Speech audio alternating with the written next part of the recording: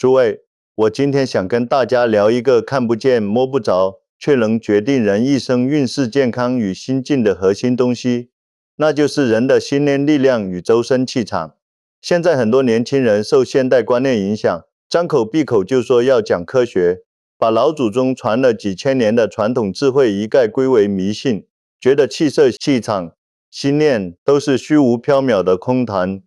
可我活了70余载，年轻时走南闯北，从繁华都市到偏远乡野，见过达官贵人，也遇过贩夫走卒，历经了无数人情冷暖，世事变迁，反倒深深明白一个道理：科学解释不了的事物，不代表它不存在。传统里流传的真知，恰恰是最朴素、最贴近生命本质的科学。有人说，气色是父母给的，改不了；有人说，气场是装出来的，靠衣着打扮撑着；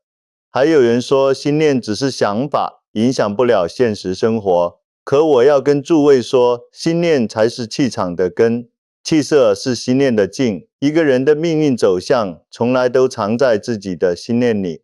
今天我就以一个阅历半生的老者身份，掏心掏肺跟大家讲一讲一部仅仅260个字的心经，藏着怎样撼动生命的能量。它能改气色、转运势、安身心、解烦忧。这不是怪力乱神的玄学，是心念与能量共振的科学，是老祖宗留给我们最珍贵的生命法宝。我记得很多年前，我在江南一带旅居当地一位做建材生意的老友，特意驱车几百里，带了一位商界赫赫有名的老总来找我。这位老总当年正是事业巅峰期，手握数家公司，身家过亿，平日里出入都是豪车接送，随从相伴，一身高定西装，熨贴笔挺，走路腰板挺直，说话声如洪钟，眼神里透着商界精英的锐利与自信，往人群里一站，自带一股威严气场。可那天他推开我房门的瞬间，我当场就愣住了，心里满是惊诧。你们猜怎么着？那时候正是仲秋时节，江南的天气还带着秋老虎的余热，街上的行人都穿着薄款衬衫，短袖 T 恤，摇着扇子纳凉。可这位老总却裹着一件厚重的深灰色羊绒大衣，衣领死死束到下巴处，把整张脸遮去大半，整个人佝偻着后背，双手紧紧抱在胸前，双腿不停打颤，就像身处冰天雪地的寒冬，连迈步都显得格外艰难。他挪着沉重的步子，慢慢坐到我面前的木椅上。我凑近仔细打量他的模样，心里更是一沉。他的脸色绝非普通的疲惫苍白，而是一种透着青灰的晦暗，两颊干瘪凹陷，嘴唇发紫干裂，最明显的是印堂之间蒙着一层散不开的浊雾，就像被阴云死死裹住，眼神涣散无光，眼底布满红血丝，整个人蔫头耷脑，半点没有往日商界大佬的精气神。我当下没有绕弯子，直接开口问他，你近期是不是去了偏僻阴冷人烟稀少的地方？是不是碰了不该碰的物件，做了心存不敬、违背本心的事？这话刚说出口，他手里端着的青瓷茶杯瞬间从手中滑落，哐当一声砸在青砖地上，茶水溅了满地，瓷片碎成几瓣。他的脸色瞬间从青灰变成惨白，浑身抖得更厉害，牙齿都在打颤，半天说不出一句完整的话。缓了足足半炷香的功夫，他才抹了抹额头的冷汗，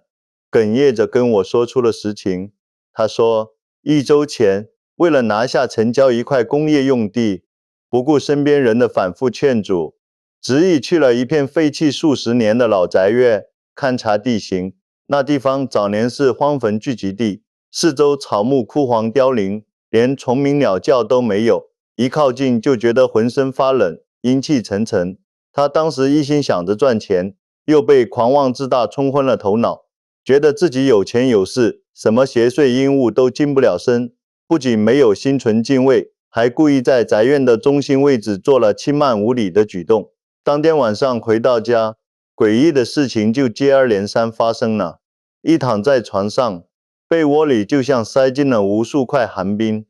刺骨的寒气顺着骨头缝往身体里钻，盖3床厚棉被都挡不住那股阴冷。迷迷糊糊刚要进入梦乡，就感觉胸口被一块千斤巨石死死压住，想张嘴喊人，却发不出半点声音；想抬手蹬腿，却浑身动弹不得。这就是民间常说的鬼压床。更让他恐惧的是，他能清晰地感觉到床边蹲着一个模糊的黑影，耳边不停传来细碎的喘息声。整夜无法合眼，短短7天时间，他瘦了整整10斤，精神恍惚，魂不守舍，连公司的事务都无力打理，找了不少所谓的高人帮忙，烧纸钱、做法事都试了，却半点效果都没有，实在走投无路，才经老友引荐，专程来找我求助。他当时拉着我的手，声音带着哭腔问我：老先生，我是不是惹上了不干净的东西？是不是要花大价钱请人彻底驱邪才能活命？我轻轻摇了摇头，拍了拍他的手背，温和地跟他说：那些怪力乱神的法子，都是治标不治本的表面功夫。真正能护着你、救着你的，从来不是外界的符咒法事，而是你自己内心的正念与定力。我教你一个最简单、最不花钱的法子，你回去找到心经的原文，不用深究每一句话的意思。不管你是坐着躺着，只要觉得浑身发冷、心里恐惧、心神不宁，就专心念诵它，只跟着经文的声音走，守住自己的心念，别让杂念乱跑就好。他当时半信半疑，觉得短短几百个字的经文，怎么可能化解这么吓人的怪事？可实在没有别的办法，只能千恩万谢地离开，照着我的话去做。大概过了10天，他又一次来到我这里，这一次我差点没认出他来。那件厚重的羊绒大衣早就脱了，他穿着一身清爽的浅色衬衫，头发梳得整整齐齐，红光满面，眼神清亮有神，说话又恢复了往日的洪亮中气，走路腰板挺直，印堂间的浊雾彻底消散，整个人容光焕发，精气神十足。他拉着我的手，激动得语无伦次，跟我说，那天回去后，半夜里熟悉的阴冷感再次袭来，压得他喘不过气。他吓得浑身发抖，却牢牢记住我的话，闭眼开始默念心经。当他念到经文最后的咒语时，突然感觉丹田处涌起一股温热的气流，顺着身体脉络快速往上冲，瞬间传遍四肢百骸，压在胸口的重物像烟雾一样瞬间消散，房间里的阴冷感荡然无存，取而代之的是暖暖的安心感。从那以后，那些诡异的怪事再也没有发生过，他每天能踏踏实实的睡整觉，精神慢慢恢复，公司的事务也重新步入正轨。诸位，这个故事不是我编造的奇闻异事，它背后藏着能被现代科学解释的能量原理，一点都不神秘。现在的量子力学早就明确告诉我们，宇宙万物的本质都是波动，人的身体、心念、情绪都是一种独特的波动频率，世间的正能量与负能量也对应着高低不同的磁场电波。我们的身体就像一台天然的收音机，心念就是调节频道的旋钮，正念正气是高频清晰的优质频道，负能量、邪念是低频嘈杂的劣质频道。那心经到底是什么？它不是普通的文字经文，是古圣先贤历经修行留下的最高品智慧波动，是能净化周身磁场、修复身心漏洞的能量密码。当我们专心念诵心经时，自己的心念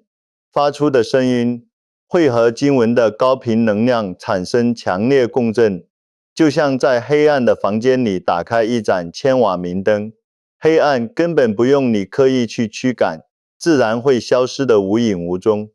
人的心念端正，气场稳定，身体的防护磁场就会坚固无比。那些低频的负能量杂乱的信息波，根本无法靠近我们的身体。可一旦人心念歪斜、狂妄、傲慢、焦虑、恐惧，身体的防护磁场就会出现大大小小的漏洞，就像收音机不小心调错了频道，满是刺耳的杂音干扰，自然会被负能量趁虚而入，引发身心不适、运势不顺。这不是虚无缥缈的玄学，是量子波动共振的科学原理，也是生理学中心态影响身体机能、神经调节的底层逻辑。老祖宗说的正气存内，邪不可干，说的就是这个道理。接下来我跟诸位深挖心经的本源，让大家明白这部短短260个字的经文为何能流传千年，家喻户晓，成为佛法里的核心经典。说起心经的源头，要追溯到2500多年前，佛陀在灵鹫山讲法的时期，佛经典籍浩如烟海，大部头的经文数不胜数，有的经文洋洋洒洒数万字，讲尽世间法理，唯独心经只有260个字，却能上至帝王将相，下至平民百姓，人人都能念诵几句，流传千年而不衰。这背后藏着佛法最核心的精髓。当年佛陀座下有一位弟子，名叫阿难，被世人称为多闻第一。佛陀讲过的所有法理，他都能一字不差地熟记于心，记忆力就像现代的录音机一样精准。有一天，在灵鹫山上，众弟子齐聚，听佛陀讲法。阿难心中积攒了许久的疑惑，终于忍不住，他站起身，双手合十，无比恭敬地问佛陀：世尊，您讲法49年，留下84000种法门，为何这部仅仅260字的心经被称为诸佛之母？为何念诵这短短一段经文，胜过念诵千经万论？它到底藏着怎样的力量，能有如此高的地位？佛陀听了阿难的疑问，脸上露出意味深长的微笑，缓缓开口，告诉阿难，也告诉世间所有修行的人：阿难，你要知晓，过去、现在、未来三世的所有诸佛，都是依靠般若智慧才最终成就道果，大彻大悟。这句话翻译成大白话就是说，别看世间诸佛众多，成佛的法门千千万万，可不管是哪一尊佛，想要看破宇宙真相，脱离烦恼苦海，都离不开般若智慧。而心经就是般若智慧最核心的浓缩，是佛法的心脏，是所有法门的根基。这里的般若，我们通常不做翻译，直接用音译，是为了表达对这份智慧的敬畏。如果非要用大白话解释，它不是我们世间读书识字的小聪明，不是经商赚钱的精明算计，不是职场博弈的圆滑手段，而是能看破世间万物真相，断除一切烦恼痛苦，让人从生死苦海中解脱出来的终极智慧。很多人念诵心经，只把它当成求平安、驱邪祟、赚大钱的工具，这是只懂经文的表面用法，彻底丢了它真正的智慧。佛陀一生讲法49年，其中足足22年都在专门阐释般若智慧。他怕世人学识有限，难以理解繁杂的法理，就把22年的讲法精华一遍又一遍浓缩，最终凝成这260个字的心经。它不是一张简单的护身符咒，不是用来求功利的工具，而是修心的宝典，是让人放下执念，回归本心，找回真我的钥匙。这才是心经流传千年的真正精髓，也是千百年来被绝大多数人误解的核心。讲完本源，我再跟诸位说说现代人最头疼的4大痛点，每一个都能靠心经的智慧化解，都是我亲身经历的真实案例，没有半点虚假。第一个痛点，容貌焦虑加失眠、抑郁。我当年在台北讲学的时候，遇到一位30多岁的女居士，她家境优渥，丈夫生意做得很大，吃穿用度都是最好的，可他却被容貌焦虑和失眠抑郁折磨得痛不欲生。他总觉得自己脸色发黄，皮肤粗糙，眼角长细纹，每天对着镜子反复挑剔自己的容貌，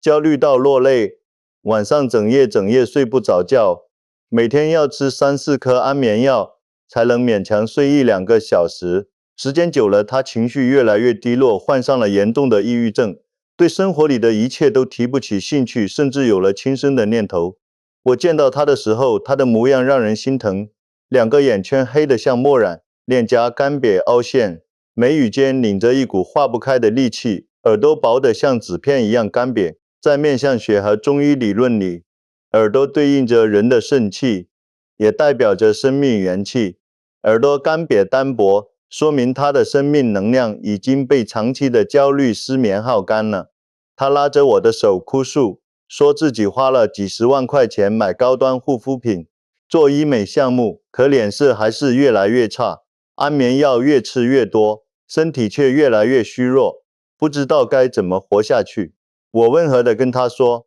姑娘，你找错了方向，最好的美容品从来不是瓶瓶罐罐的护肤品，最好的助眠药从来不是西药片，而是守住自己那颗狂乱的心。楞严经里有一句金句，狂心顿歇，歇即菩提。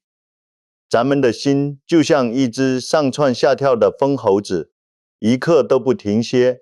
身体怎么能安宁？气血怎么能通畅？气色怎么能变好？我教他一个方法，回去把安眠药都扔掉，每天晚上睡觉前关掉所有灯光，盘腿端坐在床上，不想睡眠，不想烦恼，只专心念诵心经，不用刻意背诵，跟着录音默念就好。唯一的要求是把每一个字都听得清清楚楚，不让杂念乱跑。他一开始觉得不可思议，觉得念经怎么可能治好失眠和焦虑，可实在走投无路，只能照着我的话坚持。3个月后，他再次来找我，我差点没认出他。他一进门就满脸笑容，脸上的肌肉变得饱满圆润，干瘪的苦相彻底消失，取而代之的是温润的光泽。黑眼圈没了，眼神清澈温柔。最神奇的是，他的耳垂变得圆润厚实，有了满满的肉感。他兴奋地跟我说，现在不用吃安眠药，沾床就能睡整觉，脑子不再胡思乱想，情绪特别平稳，再也不纠结自己的容貌。丈夫都说她变了一个人，身上有种温婉的气质，让人忍不住想亲近。这不是什么神话，是实实在在的生理学道理。当我们念诵心经时，内心会慢慢平静，那颗狂乱的心歇下来，让我们紧张焦虑的交感神经终于放松，负责修复身体的副交感神经开始正常工作，全身血管扩张，气血能通畅地流到脸部、耳朵等各个部位。中医讲，肾开窍于耳，内心一定，肾气就会充足，肾气一足，耳朵自然会长得圆润饱满，气血一顺，脸色自然细腻红润。这就是老祖宗说的相由心生，是心念改变容貌的真理。第二个痛点，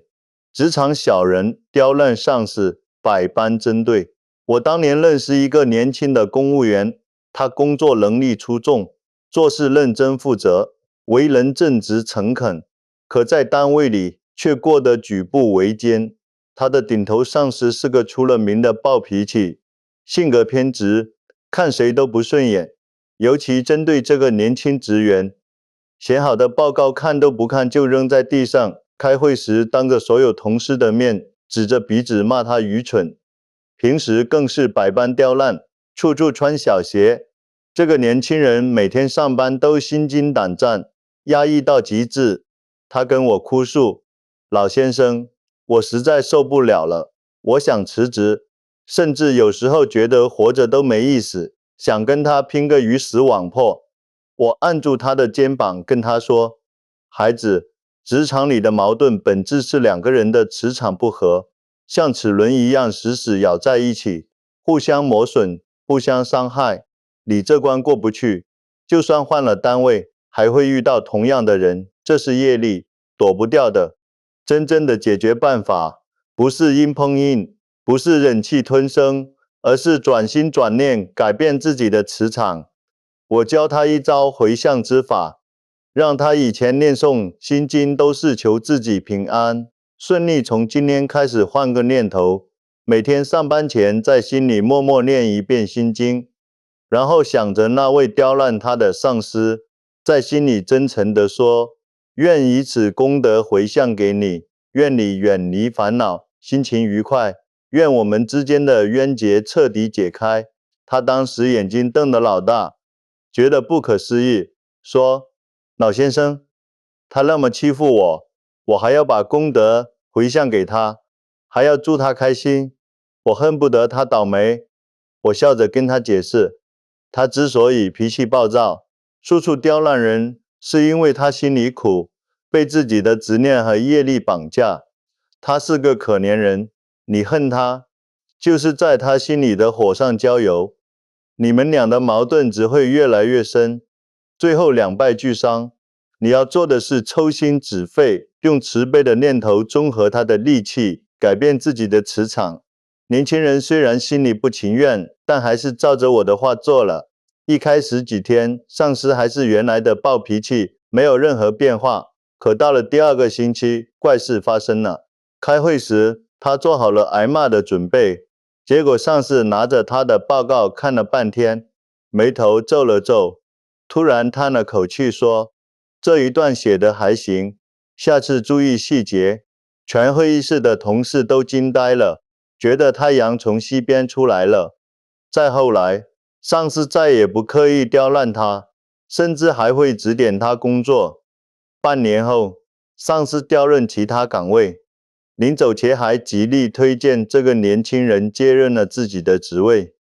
这个故事不是童话，是有科学依据的。量子力学里的观察者效应告诉我们，你用仇恨的眼光看待别人，就会激活对方身上的负面程序，让他变得更刻薄。你用慈悲宽容的眼光看待别人，就会激活对方身上的善意程序，让他变得平和。念诵心经，就是改变自己发射出去的脑波频率。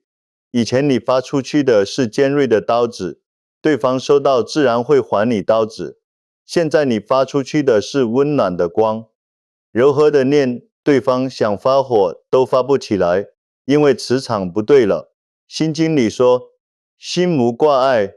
无挂碍故，无有恐怖。当你对刁难自己的人没有了执念，没有了怨恨，那个束缚彼此的冤结就会瞬间断开。这一招对付职场小人、难缠的朋友，甚至路上的矛盾都管用。第3个痛点，夫妻婚姻矛盾，家庭濒临破碎。家家有本难念的经，婚姻里的矛盾是现代人最逃不开的烦恼。多年前，有一位女居士哭得天崩地裂来找我，她的丈夫原本老实本分、顾家爱妻，可突然之间像变了一个人，在外有了私情，不顾多年夫妻情分，不顾年幼的孩子，执意要跟他离婚，态度无比决绝。这位女居士心里满是怨恨，每天在家诅咒丈夫和第三者，烧香拜佛，也是求对方遭报应。可越是这样，丈夫越反感她，回家的次数越来越少，家庭眼看就要破碎。我跟她说，你这不是在修心，不是在念佛，你这是在念诅咒，是在把自己往痛苦的深渊里推。夫妻是前世修来的缘分，有善缘也有恶缘，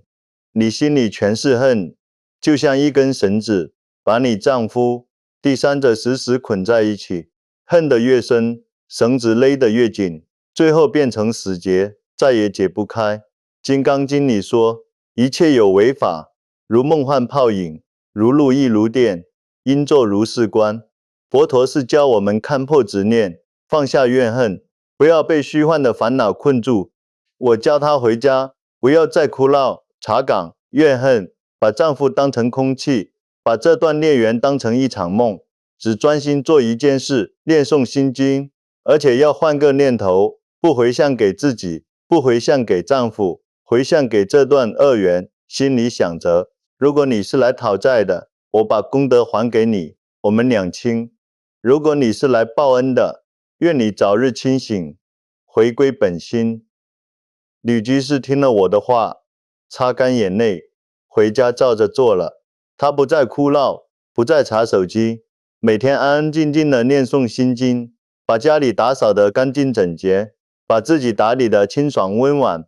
丈夫在外面被私情搅得头昏脑胀，觉得家里是硝烟弥漫的战场，可每次回家，都能感受到妻子身上的祥和与宁静。家里没有争吵，没有怨恨，只有温暖的气息。他慢慢醒悟过来，觉得外面的繁华都是虚幻，家里的安宁才是归宿。不到半年，他主动断绝了外面的关系，老老实实回到家里，跪在妻子面前忏悔，一家人重归于好。这就是不争而善胜的智慧。婚姻的矛盾从来不是靠争吵怨恨解决，而是靠心念改变家庭磁场。你变了，你的伴侣就变了，你的家就变了。第四个痛点，突发健康危难，生死一线间。前面讲的都是情绪、人际、婚姻的烦恼，而心经的能量在生死关头更能显现力量。这是我身边学生亲身经历的真事，关键时刻救了母子2条命。我的一位老学生，他的妹妹生孩子时遭遇了严重难产，进产房好几个小时，孩子始终生不下来。医生跑出来满头大汗，跟家属说孩子肩膀卡住了，情况万分危急，再不顺利生产，大人和孩子都会有生命危险。在当时的医疗条件下，这几乎就是病危通知。全家人都慌了神，妹夫吓得腿软，蹲在地上直哭，其他人也乱作一团，哭天抢地。我的学生跟着我修心多年，有一定的定力，他知道慌乱只会坏事，关键时刻必须定心。他立刻从包里拿出我录的心经磁带，交给护士，千叮咛万嘱咐，麻烦你把这个放进录音机，声音开大一点，一定要让产妇听到。同时，他在产房外面没有乱许愿、乱哭闹，而是闭上眼睛，摒弃所有杂念，专心默念心经，心里观想，所有的痛苦、所有的障碍都化为虚空，没有身体的束缚，没有产道的阻碍，一切通畅顺利，母子平安。神奇的事情就在这一刻发生了。录音机里传出观自在菩萨的声音，产房里原本撕心裂肺的叫喊声突然平息下来。不到10分钟，护士冲出来，兴奋地大喊：生了，生了！是个大胖小子，7斤6两，母子平安。后来医生都说太不可思议，刚才明明卡得死死的，怎么突然就顺利生产了？很多人说这是巧合，可我告诉诸位，这绝对不是巧合。从生理角度讲，产妇在极度恐惧时，全身肌肉会僵硬收缩，产道自然闭锁，孩子无法顺利出生。而心经的高频频率是宇宙最安定的能量，能瞬间安抚产妇惊恐的情绪。精神一放松，身体肌肉自然松弛，生命的力量就能打通所有阻碍。从能量角度讲，念诵心经是用正念净化负面干扰，守护母子的生命磁场，消灾解难。所以我常跟身边的人说，家里有人生病、动手术、产妇生产，与其在外面哭天抢地、慌乱无措，不如安安稳稳坐下来念一卷心经。那一刻的清净心、正念心，就是给亲人最好的强心针，最稳的护身符。讲到这里，我相信在座的诸位还有看视频的朋友们，都迫不及待想试着念诵心经，甚至有人觉得每天念100遍就能发财、升官、长生不老。可我要给大家泼一盆冷水，我这辈子见过无数念诵心经的人，有的人念了之后灵验无比，身心顺遂，运势好转，可90%的人念得口干舌燥、喉咙沙哑，生活却依旧一团糟，没有半点改变。为什么不是心经不灵，而是你念错了方法？没打开核心的心法开关，就像拿着一台坏掉的收音机，永远收不到清晰的信号。今天我把这辈子总结的核心3重心法教给大家，这3个关键字，做不到，一个你念破喉咙，也只是念念嗓子，没有半点能量感应。第一个关键字，静。现在的人念诵心经，太随意太敷衍了。有的人躺在沙发上抠着脚念，有的人刷着手机看着电视念，有的人在厕所嘈杂的菜市场随口念，没有半点恭敬心。古人说，1分恭敬得1分利益，10分恭敬得10分利益。佛陀在经典里也说，若以不净心持，犹如以浊水灌甘露树，终不能生妙果。翻译成大白话就是，你心里全是散乱敷衍的污泥浊水，就算用甘露浇灌树木，树木也长不好。念诵心经的基础就是心静，心静哪怕你每天只念1遍，也要净手漱口，端端正正做好，把散乱的心收回来，像面见国家元首一样充满仪式感。身体端正，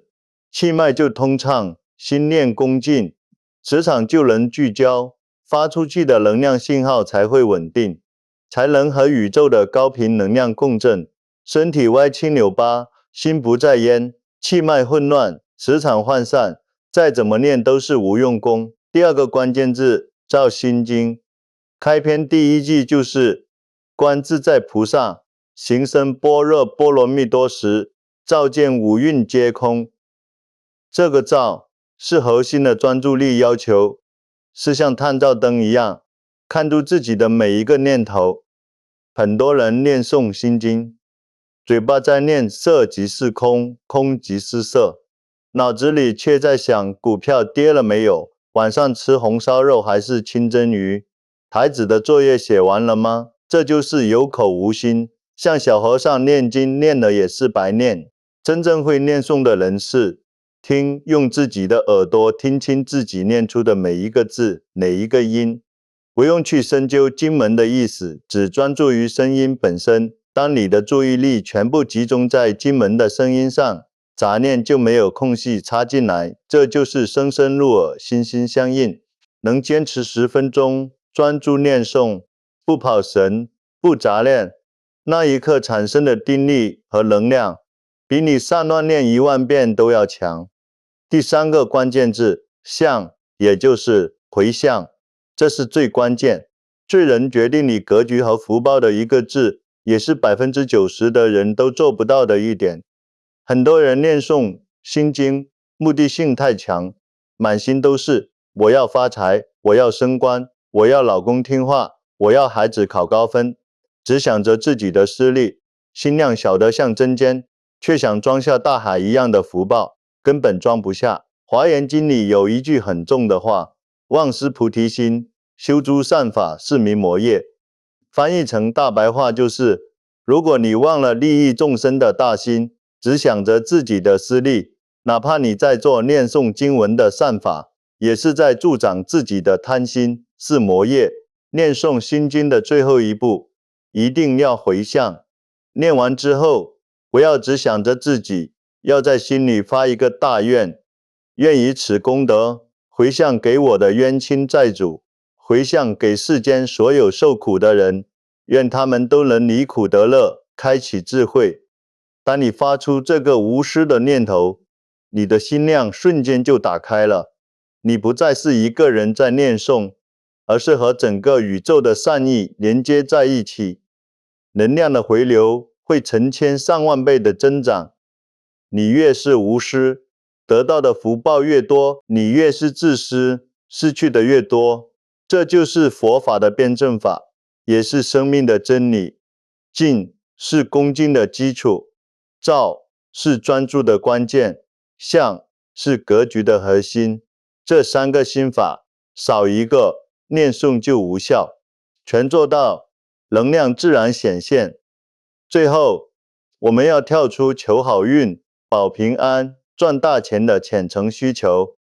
读懂心经的顶层智慧，这才是修心的终极意义。我们念诵心经，不是为了向外求，而是为了向内修；不是为了改变外界的人和事，而是为了改变自己的内心。古话说，福地福人居，福人居福地。很多人一辈子都在找最好的风水宝地，买房、修坟都要看风水，却不知道最好的风水就是自己的心。一个人心术不正，满脑子算计，贪心不足，就算住进皇帝的寝宫，住在最好的风水宝地，也会把周身的磁场搅乱，把福地变成凶宅。反过来，一个人心地善良，胸怀宽广，心念纯正，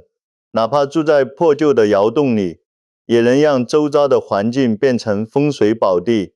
连身边的草木虫蚁都会变得温顺。维摩诘经里说，随其心静，则佛土静，这句改命的终极密码，翻译成大白话就是，你的心安静了，你脚下的土地就是净土，你的心平和了，你遇到的人和事就都是顺缘，你的心清净了，整个世界都会对你温柔以待。我们修心经，修到最后，不是为了得到什么，而是为了放下什么，放下执念，放下贪心，放下怨恨，放下焦虑，让内心空明清净。心经最后说，无所得故，菩提萨埵。就是说，当你心里没有了执念的垃圾，没有了功利的渴求，宇宙间无限的福报、智慧、平安，才能自然而然灌进你的心里。这就是心经的顶层智慧，是修心的终极真谛。好啦，跟诸位讲了这么多，我知道大家平时琐事多，记性不好。最后，我把全文的干货总结一遍，大家一定要截图抄下来，牢牢记住。第一，心经是周身能量的校准器。当你觉得运势差、印堂灰暗、去阴冷天僻之地时，专心念诵，能筑牢防护磁场，抵御负能量侵扰。第二，改命先改脸，相由心生。每天睡前花15分钟念诵心经，放下狂心，安定心神，坚持3个月，苦瓜脸变菩萨相，气血充足，睡眠香甜。第三，冤家宜解不宜结，遇到职场刁难、人际矛盾、婚姻摩擦，不用硬碰硬，用回向之法，以正念化解冤结，改变人际磁场。第四，突发健康危难、生死关头，别慌乱，别哭泣，定心念诵心经，用高频正能量安抚身心，守护自己和亲人的平安。第五，核心3重心法不可丢，静要静守端坐，收心恭敬；照要听音观念，专注无杂念；相要回向众生，打开心量，三者缺一不可。佛法讲法布施的聪明智慧，今天我这个老头子，把一辈子走南闯北的阅历、修心的经验，全都掏心掏肺的讲给了诸位。我不是为了出名，不是为了利益，只是想让大家少走弯路，少受烦恼苦。我也希望诸位能发一颗善心，动动手指把这个视频转发给你的家人朋友，转发到朋友圈社群里。你不要小看这个转发的动作，也许你的朋友圈里正有人因为失眠抑郁想轻生，正有人因为婚姻矛盾想离婚，正有人因为职场刁难想放弃。因为你的一次转发，他看到了这些话，转念了，放下了，得救了，你就是救人一命。这个功德比你去庙里烧几万块钱的高香要大无数倍。老天爷都在看着，你帮了别人，福报最后一定会回到你身上，回到你的子孙后代身上。最后我们做一个约定，文字有力量，念头有能量。如果你今天觉得我讲的话有一句打动了你，让你有所感悟，就在评论区留下心无挂碍这4个字。不要小看这简单的4个字，当成千上万的人都在这里留下善言善念，这里就会形成一个巨大的正能量场。每一个路过的人看到这些字都会被加持，心生欢喜。也请大家给这个视频点赞、点关注。在这里，我们不讲迷信，只讲生命真理；不讲空话，只讲落地修心。